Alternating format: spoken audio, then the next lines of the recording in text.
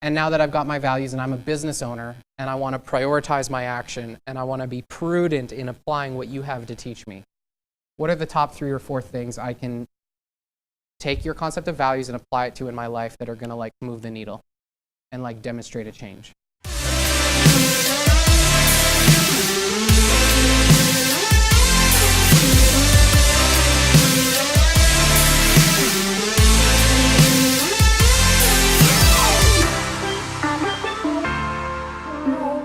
When I was 28, I came across a book called The Time Trap by Alec McKinsey. And I was doing just about everything in my business. When I read that book, I realized that I was in my way. And so I decided to make a list of everything I did in a day. After I made that list and I looked at it, I already could see that I was definitely doing a whole lot of activities and keeping busy with checklist of activities, but not necessarily doing the priorities, the one thing that really was catalyzing the greatest result.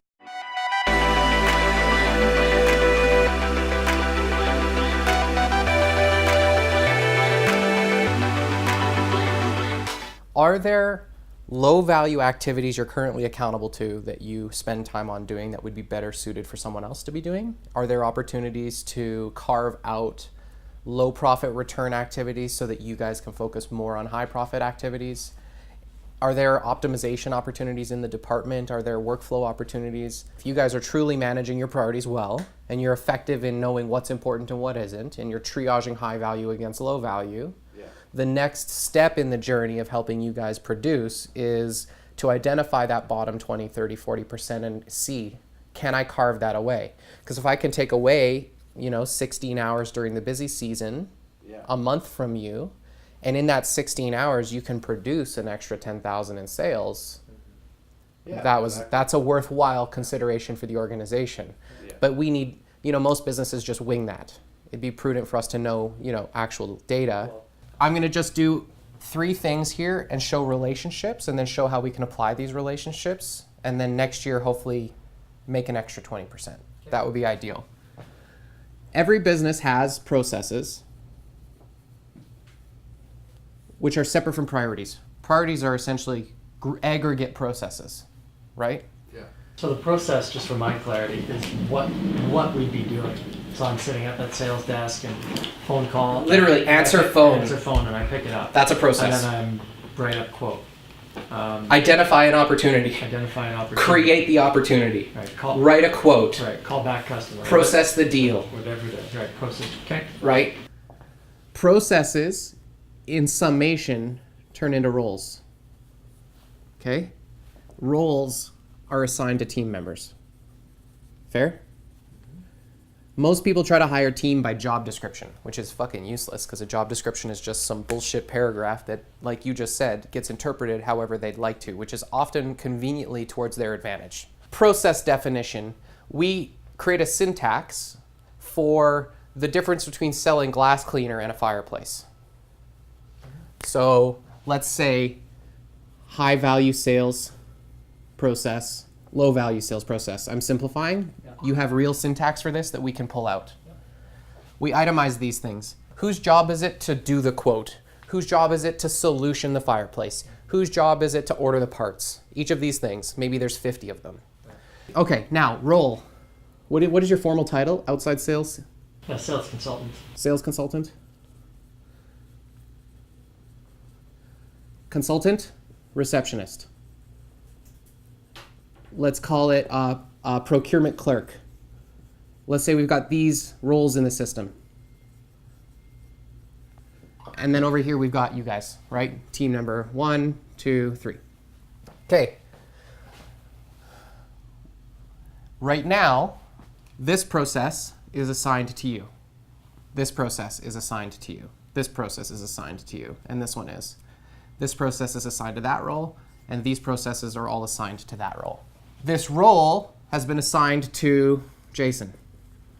Jason's been assigned to this role and that role. He does both. Okay? This role has these duties, this role has these duties. Now we know your title called sales consultant precludes you, a sales consultant has been assigned these processes, and these KPIs you're accountable to, Roles are proxies for processes. Humans get stuck in the role. It's all ego with the role label. But the minute you say this role means you do these things, you can assign a role with one process to a person instead of trying to assign a process to a person. You can't assign a process to a person because the person might change. Right. But if you assign the process to the role and the role to the person will be like, okay, I did my duties today as a receptionist and then I did my duty as a procurement clerk. That's how we officially, that's the ritual of meaning necessary for job transfers to occur. Right. Otherwise what happens is you try to tell somebody it's their job and they're like, whatever, hold me accountable then. Yeah. But we don't have any way to hold them accountable. Because you can't say, why didn't you do this? They'll be like, well, I didn't think I needed to. Mm-hmm. Well, this way you can go in, hit print, and be like, what made you think that? Right. That's the difference between effectively moving a process and not, is literally just externalizing it. We can transfer specific duties this way. Mm-hmm. Otherwise, it's very abstract and amorphous, right? It's just, I think I'm being productive. Yeah. But which process?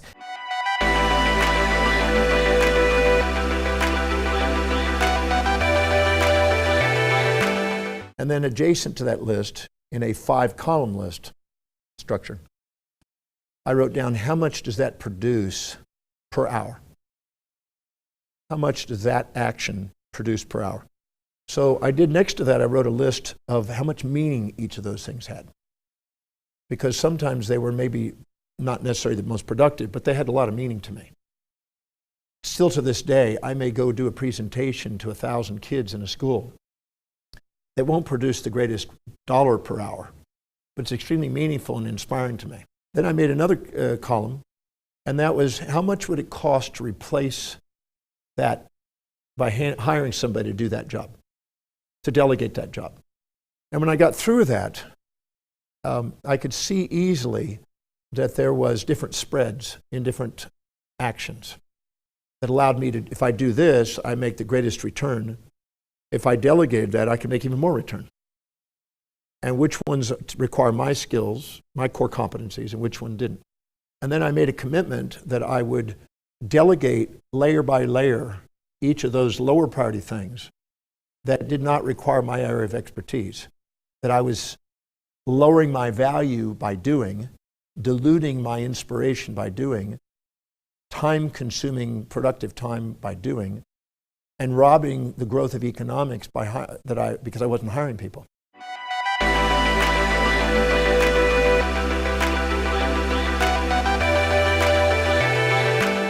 If we did an exercise and we itemized every process, we could ask the following questions. How much dollars does it produce per hour to do that process? How many hours does that process take? And on a scale of 1 to 7, how fulfilled are you in doing it? Do you like it or not, basically? And literally, we answer all these questions, sort by this column and then this column, take the bottom 10% and delegate it. That's a path to increase your value, which means then you can make more money, right? Because to the degree you're doing this bullshit, you're not earning commission dollars, that's for sure, right? So we want to, but the only way to do that and not make it a moral issue is to turn it into the actual granular things. Someone in this organization is probably doing shit that's worth less than what's worth the least to you. Does that make sense? Because if I'm paying someone $15 an hour and we're paying you guys an average of 40, I don't know what it is, I'm just making these numbers up. But if you're worth an average of 40, but these activities are worth 80, and someone down here is being paid 15, and these are worth 20, by taking these that are worth 20 and putting them here, I've increased this person by an average of 5, right? And I've taken 10% of your revenue and I've taken it from earning you 20 to 80. We do that once a quarter. If I carve off 3 tasks once a quarter for 6 quarters in a row, that's how we make money in a company. It's not by doing some big ass sales campaign, some big marketing campaign, doing a summer bash event. Those are fun things to do. But like the magic is in the iteration and the habit of delegation, right? So to help you guys make more money, help the company make more money, we need to know what this is, and we need to look at this every 90 days. Once we've got the list, then either together or just on your own, you guys can sit down and just do this little exercise and say, literally, what is it worth per hour when I'm answering the phone? What would someone, like, what do you earn by answering the phone? Maybe something, maybe nothing. That's a hard thing to put a number on. Yeah. But you could hire a $15 employee to answer the phone, so I know it's worth at least 15. Maybe it's only worth 15. Yeah. What's it worth to quote 3 options for a $17,000 deal per hour? So take your average deal size, hours to quote 3 options, win an average deal of divided by $200 an hour. That's what that activity's worth, right? So now, if you have the option between answering the phone and working on your quotes, and then you answer the phone, what have you just done? Reduced your self-worth. Because whether you're conscious of that or not, your subconscious knows you just did a $15 task. Right. We can take it another level if you 2 or you 3 just simply commit to the process inventory for your department. We get to that process inventory. The next step is to have quarterly employee prioritization reviews where we sit down and ask, what are the bottom 20% activities that are costing you money? Where are you paying to have a job, right? Yeah. Or where's the company paying to have a job that doesn't produce a return on your salary?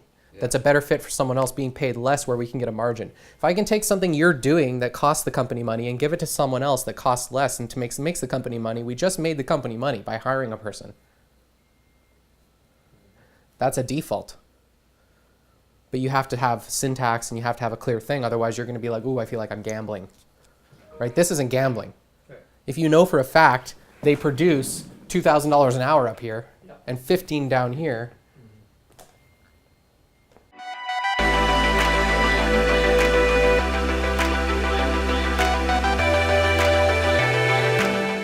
because I don't think I could do what I love doing.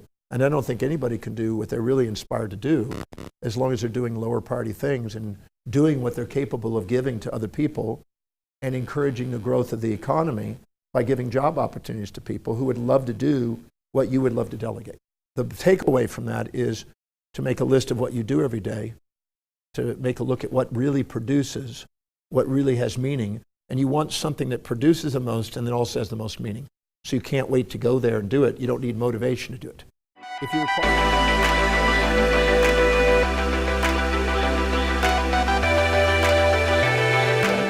So then it's like it's no morals. It's just like, hi, this is your job. Whose job is it to take out the garbage? Oh, no one wants to do it. Fuck you. I'm going into Jarvis, taking out the garbage, assigning it to fucking Mike. Like, it's just, sure. Listen, why isn't the garbage taking it out? Is there a process? No. Oh. Sure. Now you can't blame anybody for not doing shit you never told them what to do. Sure. Is that helpful? Yeah, super helpful. I'm done then. Are you good with that? I'm great with that, yeah. Awesome. Yeah.